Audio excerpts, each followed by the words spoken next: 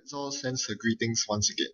And this might look like the same deck that I've been playing, and it is. But for the first time in playing all the Quetzal games, I've actually learned something new from this game. So this is definitely worth a watch. And if you see who my opponent is, well, I guess it's expected. Near Earth Hub, this is going to be a challenging game. Alright, so he starts off with money, ice, and a remote. Very standard opening.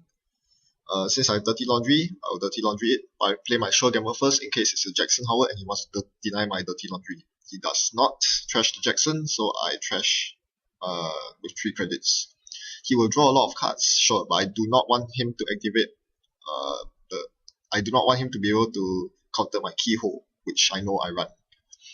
Then he shows me an Enigma, and this is a very strong piece of ice because you cannot instant Parasite it down, and I just lost a click from running through that.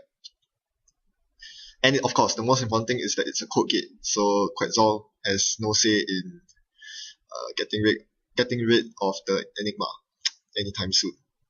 I need to find my Darwin or my Parasite in order to get through R&D, and I really want to get through R&D because I have 2 Maker's Eyes in my hand. Alright, he starts setting up a couple of remote servers. Looks like it's time to strike. First, I check his ice remote. It's a pop-up window, so I'm expecting a Sand. Turns out it's an Astro Script. Wow. I immediately type I concede because that meant that mid-seasons was incoming. But I realized that I had a fully loaded Liberated accounts to go, so I liberated 12 credits, so he cannot mid-seasons me. That is the power of Liberated accounts, and I'm not sure why he tried to sneak an Astro behind a pop-up window. He was probably trying to make an early score, but you can't really do that against Quetzal, unless you have a spare Enigma lying around. Alright, I begin checking his remote servers again, and he does reshuffle with Jackson this time. He cannot afford to let me trash the second Jackson. Then I move on to his pop-up window server. It's a pet campaign. I'll leave it there. Right now, I'm not trashing any of his asset economy.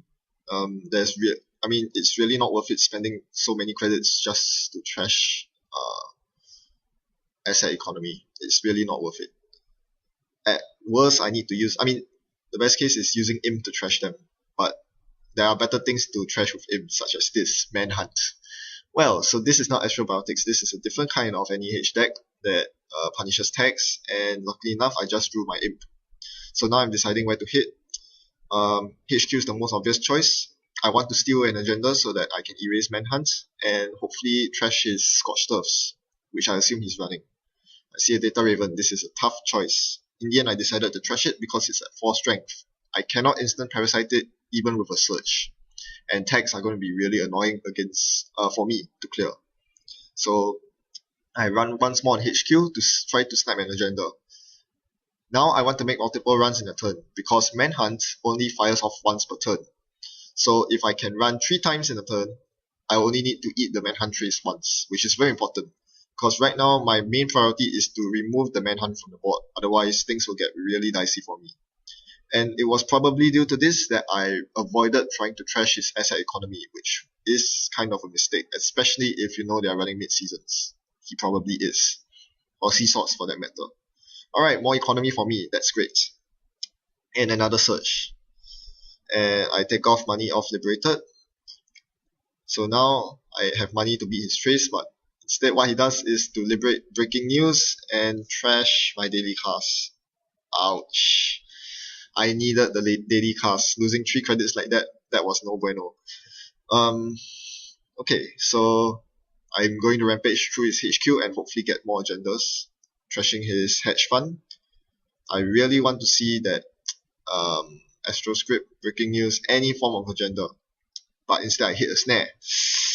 Pain. Much pain. Well, on the bright side, I'm left with 3 nice cards, but I need to clear the tag, so that was pretty painful. So I'm losing a lot of tempo now.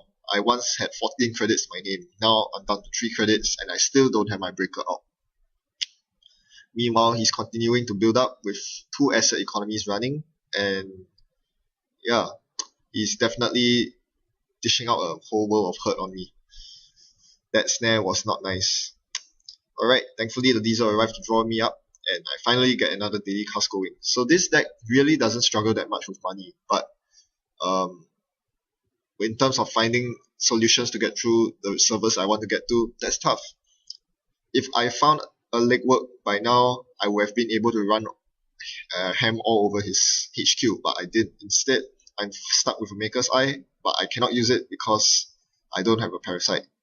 So the next best thing I could do was to install the Darwin, which allows me to get through Enigma for 2 credits and a click. Running last click is not a good idea with snares in his deck. So I was considering that play, but then I soon realized that that is not a good idea, because I need to be able to have enough credits to run through his server, play the Maker's Eye, and clear the tag in case I do hit a snare. So that requires a lot of credits, which I don't have right now. So instead, I'm deciding to challenge his remote server. I didn't think that this was a snare, so I ran through it. He does not rest the ice. I decided to access it. It's a TGTBT. Game over. I knew at that point it was game over. What I tried to do was to trash that card with him, but then on closer inspection of the card, I realized that TGTBT gives the tag as soon as you access it. It's not when TGTBT is stolen. So 2 Scotch Serves later, and it's the end of the story. So this was a very painful loss for me, but very important lessons learned. Firstly, Quetzal is very weak to tags.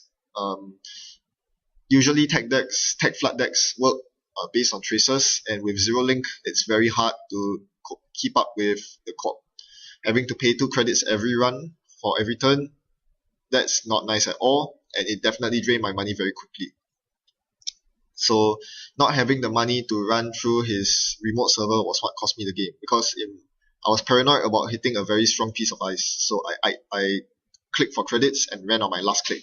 I really shouldn't be running last click against a tag deck, but yep, that's another lesson I learned. Very big gameplay mistake to run on last click. Which is why Enigma works so well. You have to break both subroutines, otherwise you are risking a last click run into a TGTBT or a snare, and that's the end of the game as well. So he constructed his deck very well. Lots of ways in which to punish you for running last click, deterring you from running last click, and Manhunt further amplifies that. You want to try to run as many times as you can within a single turn, but after hitting that snare and having only 1 click left, do you really want to run again on your last click? Risk hitting another snare, TGTBT, give you more tags? Nope. So yes, very, very nasty deck to play with. A deck that you really wish I had Crash Space to deal with both the tags and the meat damage. But at the end of the day, I think including plus crit is pretty important for this deck. So I have the option to go tag me if really needed, because fighting the economy war with him, I was not going to win it any day of the week. If he had a Seesaws in hand with those 2 Scorched Earths, I was equally dead as well. So tag flood decks are pretty strong in this meta now, and to counter that, I think I need to start including plus crits even in this deck, which has decent money. Thanks for watching. Happy net running.